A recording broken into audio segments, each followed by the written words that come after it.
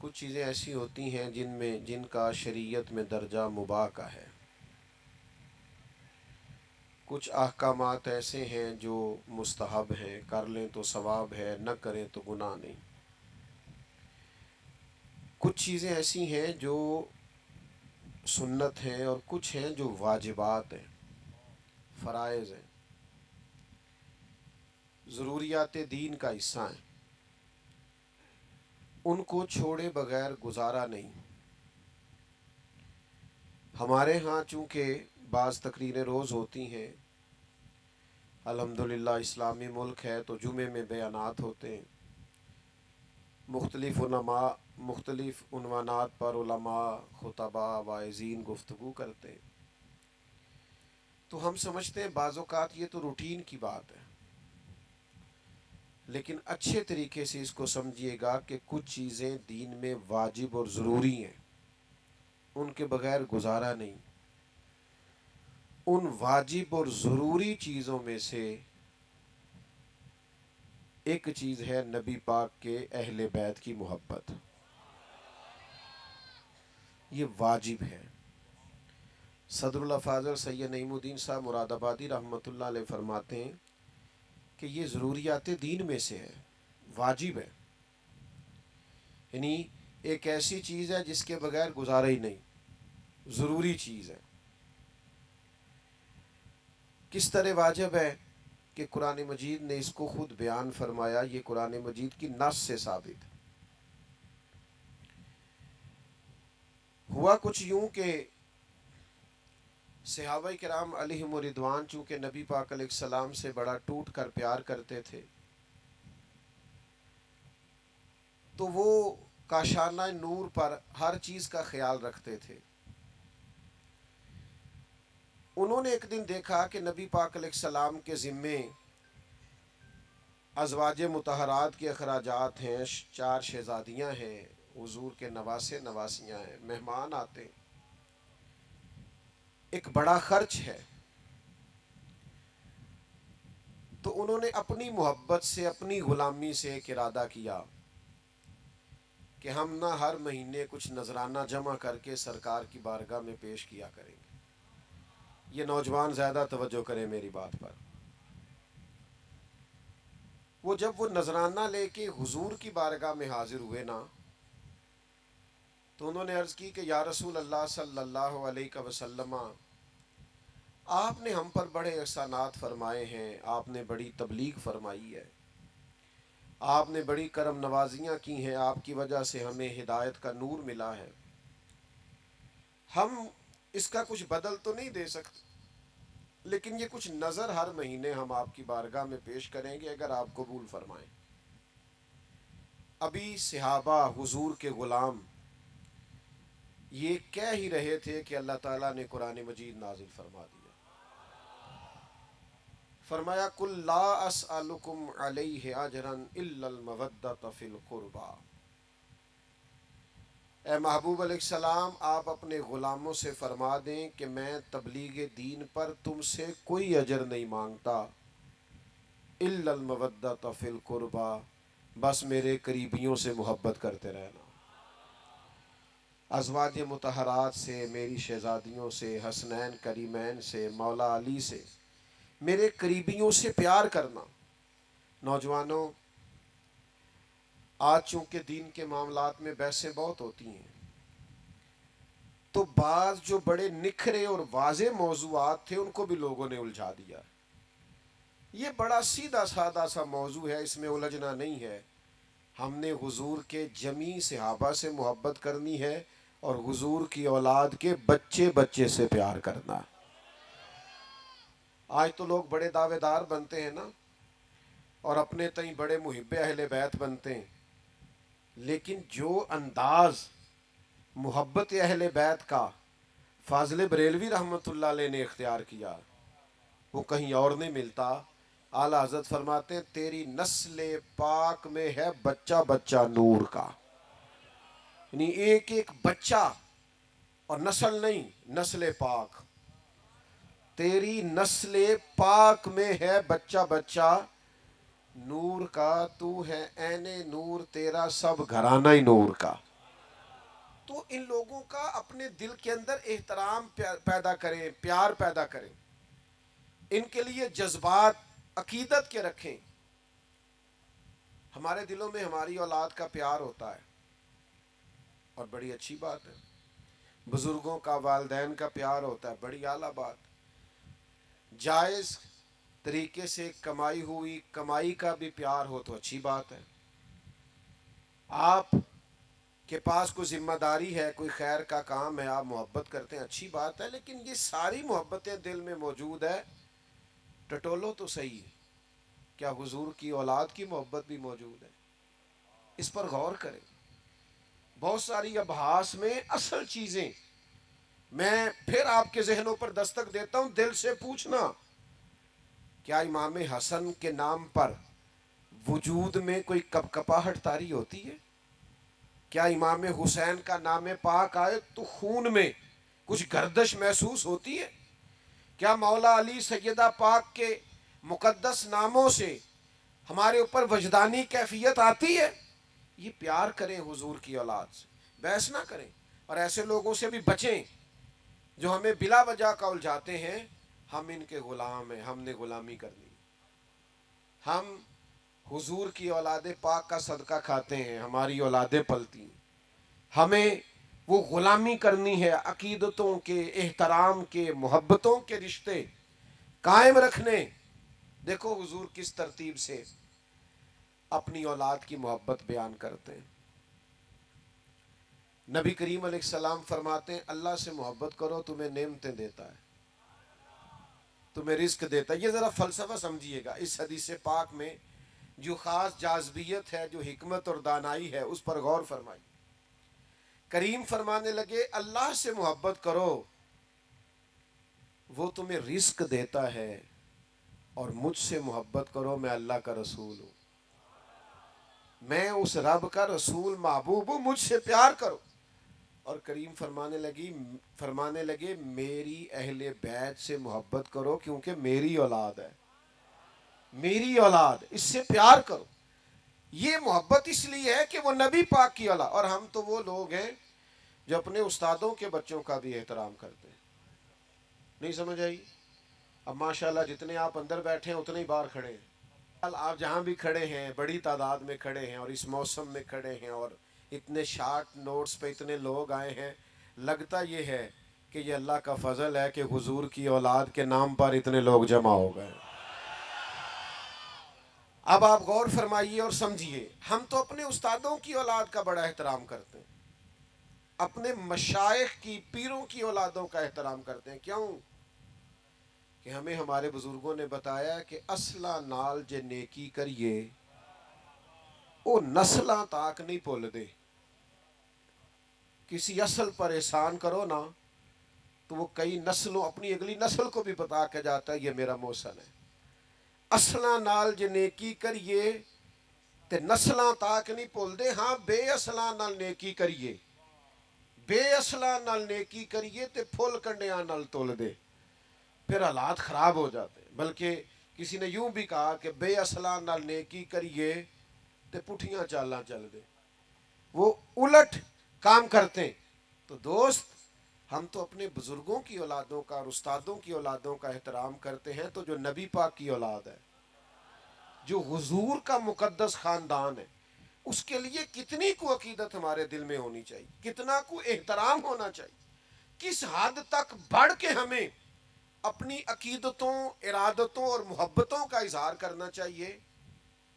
اس کو ذرا سمجھیں. میں نے پہلے بھی کئی دفعہ دوستوں کو ایک بات سن، چھوڑ دے بھائی، چھوڑ دے. کوئی دوست کسی کو اشارہ نہ کرے، او بھیا پیارے رہنے دو، رہنے دو، آپ کی مہربانی. ہوتا پتہ کیا ہے؟ اسٹیج پہ اس بندے کو بیٹھنا چاہیے جس نے ہلنا جلنا کام ہے. ورنہ چونکہ سب اسٹیج کی طرف دیکھ رہے ہوتے ہیں تو جو اسٹیج والا کوئی تھوڑا بہت محبت کا اظہار کرے تو سارے اسے ہی دیکھنے لگ جاتے ہیں. تو ساڈا اس ویلے مسئلہ ہے کہ سانو ویکھو. تو یہ بھی عجیب لڑائی ہے محبت کی. تو اس لیے کوئی کسی کو اشارہ نہ کرے. باقی موبائل سے کچھ دوستوں کو بڑا عشق ہے، آپ جتنا مرضی زور لگائیں انہوں نے نہیں بند کرنا. وہ تو مینوں کئی جگہ تو پتہ لگا سوندے بھی سرانے تھلے رکھ کے نے کہ کوئی لے نہ جائے. اب اس عشق کا بھی کوئی علاج نہیں، انوکھا ہے. لہذا آپ نہ منع کرنے کا اشارہ کریں، بس ٹھیک ہے اب ایسے ہی چلتا ہے. زمانہ کچھ اس طرح کا ہو گیا ہے. بہرحال عام دام برسر مطلب تھوڑی توجہ کریں. میں نے پہلے بھی ایک دو دفعہ بات عرض کی ہے, ہمارے جو پرانے دیسی لوگ تھے نا, ان کی عقیدتیں بڑی ٹھیک تھیں. پڑھے لکھے زمانے میں بیسے ہی بیسے ہیں. پرانے لوگوں کی نا والد صاحب نا بڑی عید پہ چاول لائے, ابا جی چاول بڑے اچھے تھے. تو یہ پرانے لوگ جانتے ہیں کہ سیمپل کہتے تھے, جو نیا چاول آتا تھا نا 2 کلو چاہیے سیمپل پہلے پکا کے دیکھ لو. پہلے سیمپل آیا, اماں جی نے پکائے, بڑی تعریف کری, کہا بڑا لمبا چاول ہے, بڑا خوشبودار ہے اور بڑا پھول گیا ہے پک کے, بڑا مزیدار ہے. ابا جی پھر وہ خرید لائے, بڑی عید پہ چاول آئے. تو ایک دو دفعہ پکے, پھر دوبارہ دوسرے چاول پکنے لگ گئے جو پہلے سے گھر میں موجود تھے. تو والد صاحب میری اماں جی سے کہنے لگے کہ وہ چاول کتنے نہیں, سانو پھر وہی دینے شروع کرتے ہیں. تو میری والدہ چپ کر گئی. سادے اور کم پڑھے لکھے لوگوں کے اندر جو عقیدتیں بڑی انوکھی تھیں, کہنے لگی وہ چول بڑے سونے سن, میں رکھ چھڑے نے 10 محرم نو امام حسین دی نیاز پکاواں. مکان کچے عقیدے پکے, مکان کچے عقیدے پکے. یعنی چاول بھی دینا ہے ان کی نیاز میں تو ستھرا دینا. حضور کی اولاد پاک کے نام پہ کچھ چیز دینی ہے تو خاص. یہ ہماری وارفتگیاں تھیں, شوق تھا. اب ساری محبت صرف سٹیٹس میں ہے, سٹیٹس لگا دو 10 محرم کا, اب فلان کر دو, ہر چیز آپ کی وہ خاص ارادت کہاں. کاش یکم محرم سے 10 محرم تک آپ ایک سپارہ پڑھتے اور کہتے یہ میں امام حسین کو نظر پیش کروں گا. آپ کچھ نفل بڑھا دیتے کہ امام علی مقام نے تو کربلا میں بھی سجدے کو نہیں چھوڑا.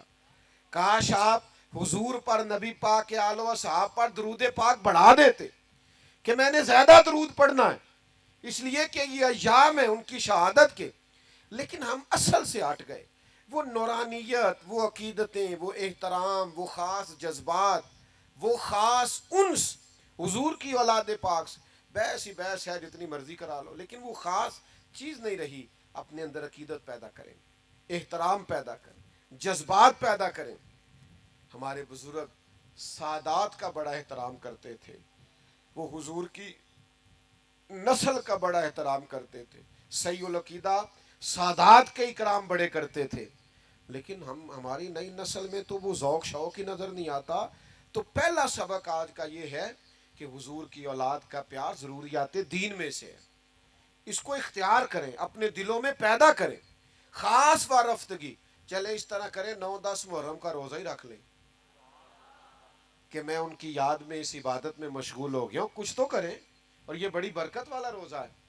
دوسری بات آپ سے یہ کرنی ہے کہ ہمیں نا نبی پاک کی اولاد کا پیار سکھایا ہی صحابہ نے. نہیں سمجھ آئی آپ کو بات کی, سکھایا ہی. جتنی ان کی فضیلت کی روایتیں ہیں, روایت ہی صحابہ نے کی, بتائیں ہی صحابہ نے. یہ محبتیں آئیں ہی ادھر سے.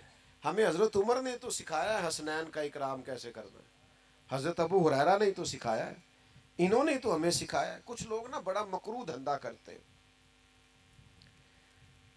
وہ اپنی تقریر چمکانے کے لیے مشاجرات بیان کرتے ہیں. میں آج بتاؤں گا حضور کے صحابہ کی شان کیا ہو. بھئی آپ کیا بتائیں گے, وہ تو اللہ نے بتا دی ہے قرآن میں, وہ تو احادیث میں آ گئی. میں بتاؤں گا اہل بیت کی عظمت کیا ہو. بھئی آپ کو یہ انوکھی چیز بتائیں گے, وہ تو سارا کچھ قرآن مجید نے بیان کر دیا, احادیث مبارکہ میں موجود ہے. آپ ایک راوی ہیں, آپ روایت کریں, آپ بیان کریں پڑھ کے, آپ انتشار کا باعث نہ بنے, عقیدتوں کے فروغ کا باعث بنے, محبتوں کے فروغ کا باعث بنے. یہ سارا کچھ سکھایا ہی صحابہ نے. آپ کے پاس کہاں سے آیا, آپ کو کیسے پتا چلا کہ صحابہ حضور کی اولاد کا اکرام کرنا. یہ صحابہ نے ہی بیان کیا, صحابہ سے ہی ہمیں ملا ہے, یہ صحابہ کی ہی طرز زندگی سے ہم نے سیکھا ہے. توجہ کیجئے گا بات پر. کوئی کام پڑ گیا حضرت امام حسن کو حضرت عمر فاروق سے, امیر المومنین تھے جناب عمر, تو آپ تشریف لے گئے ملاقات کے لیے حضرت فاروق اعظم کی خدمت میں. جب پہنچے نا تو دروازے کے باہر آپ کے اپنے بیٹے حضرت عبداللہ ابن عمر بھی کھڑے تھے. تو حضرت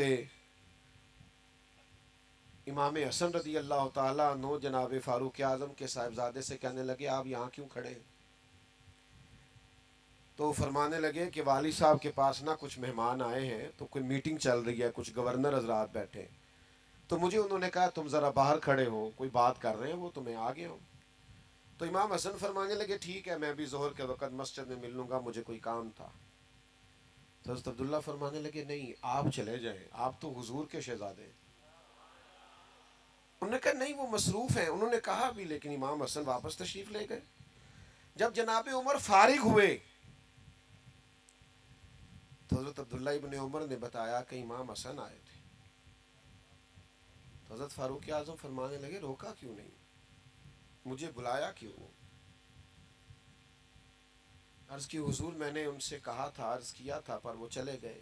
حضرت فاروق اعظم نہ گھر گئے نہ مسجد گئے، سیدھے امام حسن کے گھر گئے، دروازے پہ دستک دی، سیدنا امام حسن تشریف لائے۔ شہزادے آپ آئے تھے تو ملے بغیر آ گئے، کہا آپ مصروف تھے، میں نے کہا مسجد میں مل لوں گا۔ تو جناب عمر جذباتی ہو گئے، کہا آپ کو ملنا چاہیے، حضور آپ کے شہزادے بھی باہر کھڑے تھے۔ فرمایا میرا اور آپ میرے بیٹے کا اور آپ کا کیا مقابلہ؟ کیا اس کی ماں کا نام فاطمہ ہے؟ کیا اس کی نانی کا نام ختیجہ ہے؟ کیا اس کے نانا کا نام محمد عربی ہے؟ ہمیں سکھایا ہی صحابہ نے، تم کہاں سے لے آئے ہو بات؟ ان کا اختلاف تھا، قربان جائیں۔ پھر حضرت عمر اور جذباتی ہوئے، سر سے امامہ اتار لیا، کہنے لگے شہزادے عمر کے سر پر یہ جو عزت کے بال ہیں یہ آپ کے نانا کے اگائے ہوئے۔ تو میرے عزیزو یہ محبتیں، یہ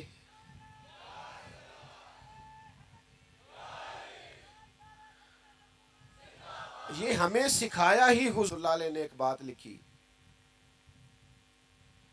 فرماتے ایک دن حضور علیہ السلام تشریف فرما تھے، تو جس کمرے میں حضور جلوہ فراز تھے نا، وہاں جگہ کچھ کم تھی، اور صحابہ بالکل حضور کے مقدس قدموں میں آ کے بیٹھے ہوئے تھے، اور باہر بھی جہاں تک جگہ تھی کونوں میں دیواروں سے لگ لگ کے صحابہ بیٹھے تھے۔ اچانک ایسا ہوا کہ مولا علی شیر خدا تشریف لے آئے۔ ہر صحابی چاہ رہا تھا میں اٹھ کے مولا کائنات کو جگہ دوں، کیونکہ سب جانتے تھے علی کی محبت ایمان ہے، ان کا بغض نفاق ہے۔ ہر ایک چاہ رہا تھا میں اٹھوں، اپنی جگہ چھوڑوں، گنجائش بناؤں اور شیر خدا کو بٹھا دوں۔ قربان جائیے، سارے ہی چاہ رہے تھے، پر پتہ ہے سب سے پہلے کون اٹھے؟ جو نبیوں کے بعد سب سے بڑا درجہ رکھتے ہیں، افضل البشر بعد الانبیاء بالتحقیق حضرت ابو بکر صدیق، جناب صدیق اکبر سب سے پہلے اٹھے، اپنی جگہ خالی کی، مولا علی کا بازو تھاما، اپنی جگہ پہ بٹھایا۔ اب صحابہ کا مجمع ہے، حضور جلوہ فراز ہیں، کوئی تبصرہ کر ہی نہیں سکتا۔ حضور خود ہی بولے، فرمایا دیکھا تم نے میرے ابو بکر نے کیا کیا؟ دیکھا تم نے یا رسول اللہ؟ دیکھا؟ حضور فرمانے لگے کوئی عزت والا ہی کسی کی عزت کو پہچانا کرتا ہے، صاحب عزت ہی کسی کو عزت دیتا۔ عزیزو یہ تو ہمیں ان لوگوں نے سکھایا ہے۔ اس لیے وہ بعض لوگ ایسے ہیں کہ ان پر اب غصہ نہیں آتا، اب تو ترس آتا ہے کہ یار تم کیا دھندا کر رہے ہو تقریر چمکانے کے لیے؟ ان لوگوں کے مابین تم اختلاف بیان کرتے ہو جن کے بارے میں قرآن نے کہہ دیا اشداء علی الکفار رحماء بینہم، یہ کافروں پہ سخت ہیں، آپس میں تو بڑے رحم دل ہیں۔ تو جن کو قرآن مجید کہہ رہے رحم دل ہیں، نس آ گئی، تم مزید کوئی نیا عنوان کیا بیان کرتے ہو؟ تو بھائیو ایک تو یہ کہ ان سے احترام کریں، اور دوسرا یہ کہ سمجھیں ان کی محبت اور عقیدت ہمیں کس نے سکھائی۔ تیسری بات، بہت مشکل نہیں ہے فلسفہ کربلا سمجھنا، کیونکہ لوگ پیغام امام حسین پر عمل نہیں کرنا چاہتے، اس لیے کہتے ہیں بڑا مشکل ہے، بڑا مشکل ہے۔ وہ ہمارے بعض صوفی ایسے ہیں درویش، کہتے معرفت نو سمجھنا سارے دے بس دی گل نہیں، تاکہ کوئی بندہ اس پینڈے پوے ہی نہ۔ وہ اللہ کے بندے، یہ معرفت کیا ہے؟ سادہ سا اخلاق ہنسنا ہے، باطن کو سنوارنا ہے، اخلاص پیدا کرنا ہے، عاجزی پیدا کرنا، یہی ہے سارا۔ آپ کیا سکھانا چاہتے ہیں؟ مثلا صرف آپ بھگا رہے ہیں لوگوں کو، اور انوکھے انوکھے لوگ یعنی بعض اوقات نا ہنسی آتی ہے، بیچارہ ایک دن بھی کسی ادارے میں نہیں گیا، کسی استاد کے پاس نہیں بیٹھا، کچھ پتہ نہیں، اور وہ کیا کہہ رہا ہے، کہنا مولویوں کی پتہ معرفت کی ہوندی۔ میں کہا جیڑی تیرے کو لے دا واقعی کسی نہیں پتہ، بانج علموں جو کرے فقیری وہ کافر مرے دیوانہ ہو۔ وہ جو تو کہہ رہا ہے نا واقعی وہ دا نہیں پتہ، تو سچ ہے۔ تو عجیب لوگ ہیں، اور جناب وہ لوگ بڑے حیران ہوتے ہیں کہ بڑی حیرت انگیز بات کر رہا ہے۔ تو سمجھ لینا ہے، آپ نے غور کرنا ہے کہ واقع کربلا واضح ہے امام حسین رضی اللہ تعالیٰ عنہ کا مقصد واضح۔ امام حسین نکلے تھے کہ ظلم نہیں کرنے دیں گے، جبر نہیں کرنے دیں گے، بربریت نہیں کرنے دیں گے، غیر اخلاقی انداز نہیں اختیار کرنے دیں گے، کوئی بادشاہ جبر کے زور پر اگر مسلط ہوگا تو مسلط نہیں ہونے دیں گے، ظلم و جبر و بربریت کے خلاف نکلے امام حسین۔ اور پھر جن رستوں پہ تھوڑی مشکل آئے نا، گاڑی چلانے والے کا پتہ بھی انہی رستوں پہ چلتا ہے، سیدھی سیدھی تو سارے چلا لیتے ہیں، یہ سپیڈ بریکر زیادہ ہو نا۔ وہ ایک دفعہ ہم سندھ گئے ہوئے تھے کچھ دنوں کے لیے، مختلف محافل میں 5-6 دن لگ گئے، تو واپسی پہ سکھر پہ موٹر وے سے چڑھ گئے، تو میں نے اپنے گاڑی چلانے والے دوست سے کہا لو اب لاہور تک آسان ہے، تو کہنے لگا حضرت صاحب ہے مشکل جی۔ میں کہ کیوں؟ کہنے لگا تو نیند آن لگ پی سیدھی سیدھی جو ہوئی، وہ جڑا اچانک چنگچی والا سامنے آتا ہے نا، بندہ ذرا جاگتا رہتا ہے، اچانک سپیڈ بریکر آتا ہے تو آنکھیں کھلی رہتی، جس میں شک ہوتا ہے نا کہ انہیں تو اشارہ بھی نہیں لانا، تو بندہ ذرا احتیاط سے چلاتا ہے، لیکن یہ بالکل ہی سیدھی سیدھی ہے تو اس میں کیا ہوتا ہے، نیند آنے لگتی۔ لقد خلقنا الانسان فی کبد، اللہ کہتا ہے میں نے انسان کو مشقت میں پیدا کیا، تیری زندگی کا حسن ہی یہ ہے کہ تم مشقت کرے، تو کام کرے۔ میں نے پہلے بھی اسی مقام پہ کہا تھا، مجھے یاد ہے، پھر کہتا ہوں، جتنا بندہ بڑا ہوتا ہے اس کا دکھ بھی اتنا بڑا ہوتا ہے، اس کا زخم بھی اتنا گہرا ہوتا ہے۔ آپ کا خیال ہوتا ہے فلاں بڑا پاپولر ہے، بڑا مشہور ہے، بڑا آدمی ہے، یہ تو کبھی آپ اس سے ملیں، یہ اس کے پاس بیٹھیں، آپ کو پتہ چلے کہ جتنا انسان بڑا ہوتا ہے اس کی تکلیفیں بھی اتنی بڑی ہوتی ہیں، اس کے زخم بھی اتنے بڑے ہوتے ہیں، اور زخم پہ زخم کھا کے جی، خون جگر کے گھونٹ پی، آہ نہ کر لبوں کو سی، یہ عشق ہے کوئی دل لگی نہیں۔ یہ مشکل کام ہے، آپ کو اس سے گزرنا ہے اور اس مشقت کو جھیلنا ہے اور یہ جبر سہنا ہے۔ امام علی مقام نکلے ظلم کے خلاف، تو پھر وہ سارے کام انہوں نے سہے، پردیس بھی کاٹا، بچوں کی بھوک بھی دیکھی۔ 4 چیزیں امام حسین نے ہمیں سکھائی ہیں کربلا میں، ویسے تو بڑا کچھ سکھایا ہے آج کی بزم کے لیے۔ سب سے پہلے امام حسین نے ہمیں سکھایا ہے کہ جو چیز جیتا کرتی ہے وہ صبر ہے، جس چیز میں اللہ کی مدد شامل ہوتی ہے وہ صبر ہے۔ صبر ایک بہت بڑی تدبیر کا نام ہے، صبر بہت بڑی طاقت ہے۔ جو آپ کی ساری باتیں سن کے تلک چپ کر گیا ہے نا، اس کے صبر سے ڈرو۔ جو بہو پورے خاندان کا جبر سہ کے صبر کرتی ہے، اس کے صبر سے ڈرو۔ جس کا فیکٹری کا آنر اور مالک اپنے مزدوروں پر ظلم کرتا ہے، جبر کرتا ہے اور ان کی توہین معاذ اللہ کرتا ہے، وہ ان کے صبر سے ڈرے۔ کیوں؟ اس لیے کہ صبر والا بڑا طاقتور ہوتا ہے۔ کیوں؟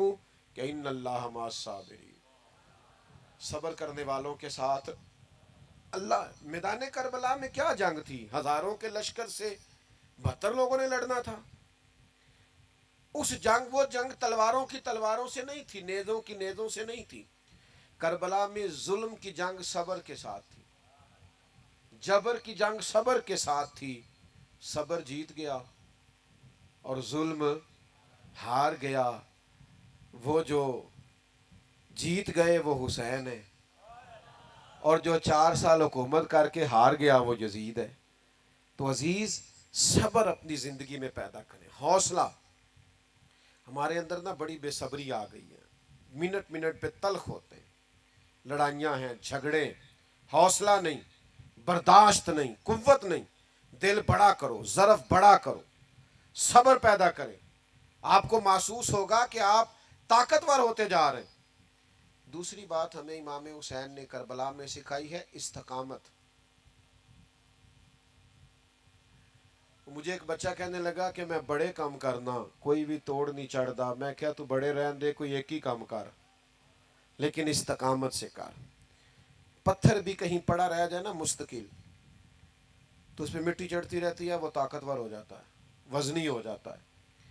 एक कतरा भी, एक कतरा कतरा टूटी से गिरे ना, नल कभी लीक हो जाए, कतरा कतरा गिरे तो नीचे पत्थर भी हो ना, गिरे जरा मुस्तकिल, उसमें भी सुराख कर देता है। हालांकि पानी से पत्थरों में सुराग, लेकिन सुराख क्यों हो गया कि वो मुस्तकिल गिरा है। आप कोई काम मुस्तकिल करेंगे तो फतह याब हो जाएंगे, लेकिन हम क्या करते हैं, सुबह इरादा और है और दोपहर को प्रोग्राम और है और शाम को बिल्कुल ही और है, तो फिर कोई काम नहीं होता। मुस्तकिल आप काम करें, मुस्तकिल बुनियादों पे।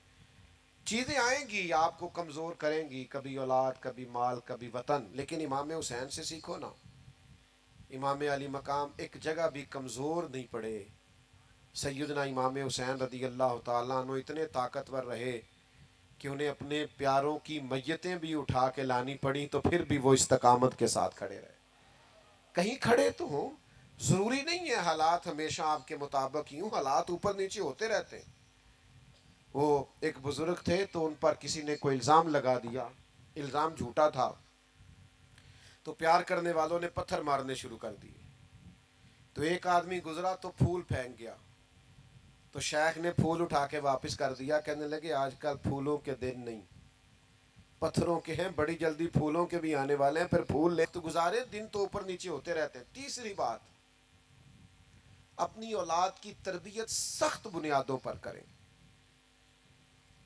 बच्चों की सारी ख्वाहिशात पूरी करना बाज़ौक़ात उनके साथ ज्यादती होती है। जी मैं जो इन्होंने कहा है मैंने ला के दी है, आपने गलत किया भैया, आपको कुछ चीज़ें नहीं भी देनी चाहिए थी, ताकि ज़िंदगी में अगर इन्हें कभी कुछ चीज़ ना मिले तो इनके दिल ना टूटे, इनको सब्र करना भी आए, हौसला भी करना है।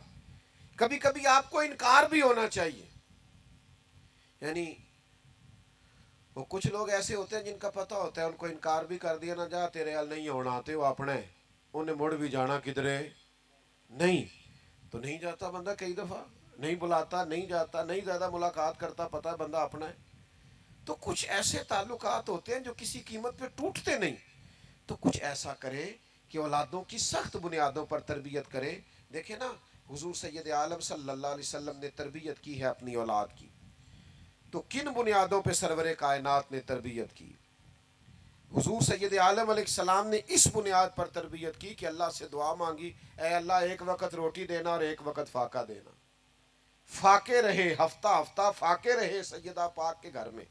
कायनात के सबसे अजीम शहजादे तो ये थे ना, तो ये फाके से रहना और मुशक्क़त से रहना। हज़रत अली रज़ी अल्लाह ताला अन्हु खुद अपने बच्चों की तरबियत करते थे। हमारे गली में लड़ाई हो जाए ना और किसी पर जुल्म भी हो रहा, तो हम अपने बच्चे से कहते हैं बेटा तू नहीं बाहर जाना, साड़ी नहीं लड़ाई।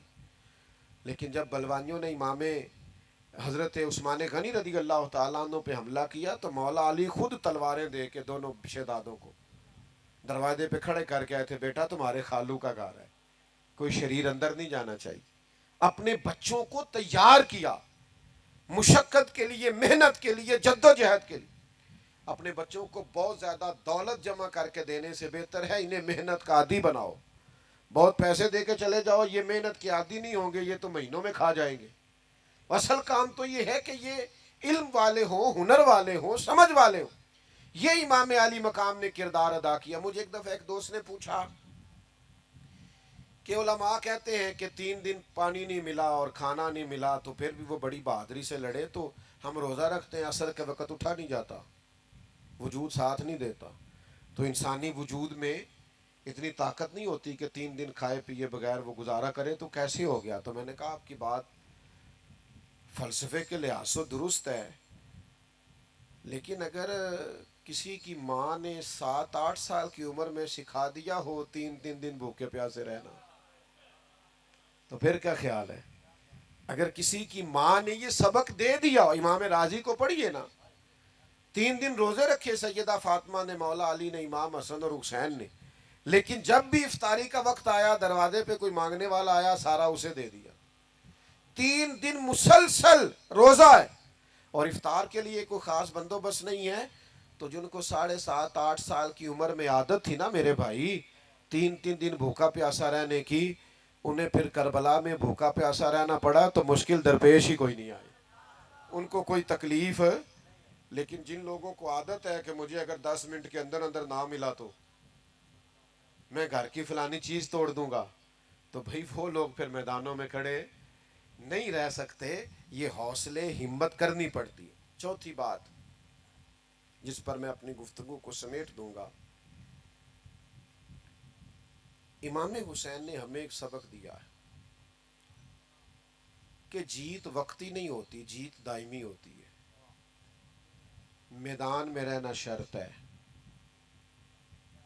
جیت کے آنا شرط۔ جوانوں دیکھ رہے ہو میری طرف؟ یہ جو لوگ 6 مہینے کسی دینی کام میں لگ جاتے ہیں وہ کہتے ہیں انقلاب کیوں نہیں آیا۔ مجھے کچھ دوست کہتے ہیں آپ کو سالوں ہو گئے تقریریں کرتے، انقلاب کیوں نہیں آیا؟ میں کہتے ہیں نہیں نہ نظر آندا، مینوں تے آیا نظر آندا ہے۔ یہ دیکھو نا، یہ بے موسمہ پھل ہے، جوان ہی جوان آئے ہوئے ہیں سارے، یہ انقلاب نہیں۔ یہ دیکھو کس طرح کھڑے ہیں چاروں جانب،